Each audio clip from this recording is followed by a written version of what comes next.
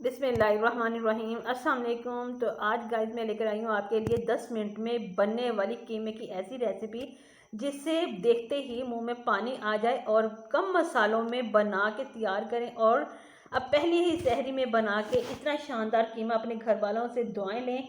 तो चलिए शुरू करते हैं। यहाँ पे अपनी कढ़ाई बनाना। सबसे पहले हम डालेंगे ऑयल। 1 कप मैंने ऑयल डाला है यहाँ पर। उसके साथ ही 2 मीडियम साइज़ की प्याज को चॉप करके डाल देना है। बारीक चॉप करके ही डालनी है आपने और इसको 3 से 4 मिनट तक हम फ्राई करेंगे। बस इसका जो पानी होता है ना प्याज का उसको ड्राई करना है और जैसे ही हमारा कलर चेंज होगा हल्का सा तो फिर हमने इसके अंदर शामिल कर देना है कीमा। कीमा लिया है हमने ½ kg और ये है हमारे कीमा थोड़ा सा मोटा कुटा हुआ।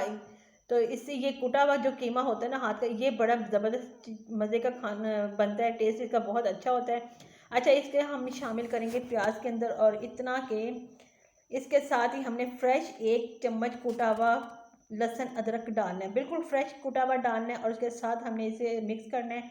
मिक्स करने के बाद हम अच्छे से इसके जो कीमे का पानी है इसको अच्छे से ड्राई कर लेंगे। इसी लहसुन अदरक के साथ इसे फ्राई करने में भी हमें सिर्फ 2 से 3 मिनट लगेंगे और साथ में 1 चम्मच नमक डाल देंगे।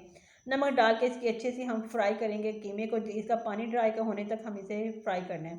3 से 4 मिनट लगेंगे और उसके बाद हम इसके अंदर शामिल करेंगे जो आगे चलेंगे कि आप देखेंगे ना, ये लिए हमने हरी मिर्चें ली थी हमने यहाँ पे तकरीबन 15 से 16 हरी मिर्चें थी बड़े साइज़ की और उनको बारीक चॉप करके वो डालनी है।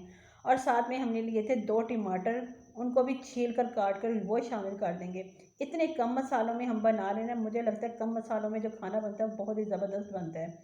साथ में 1 चम्मच हमने पिसा हुआ धनिया पाउडर डालना है। आप चाहें तो अगर आपके पास मोटा है तो वो आप फ्रेश कूट के डालना है, लेकिन मेरे पास इस वक्त ये था तो मैंने ये डाल दिया। और इन सब मसालों को अच्छे से मिक्स करना है क्योंकि नमक हम पहले ही डाल चुके हैं। मिक्स करने के बाद हम इसे कवर कर देंगे ताकि इतनी देर जब तक कि ये टमाटर गल जाए। टमाटर में भी ज़्यादा टाइम नहीं लगा, हमारे 2 से 3 मिनट में हमारे टमाटर गल के तैयार हो गए थे।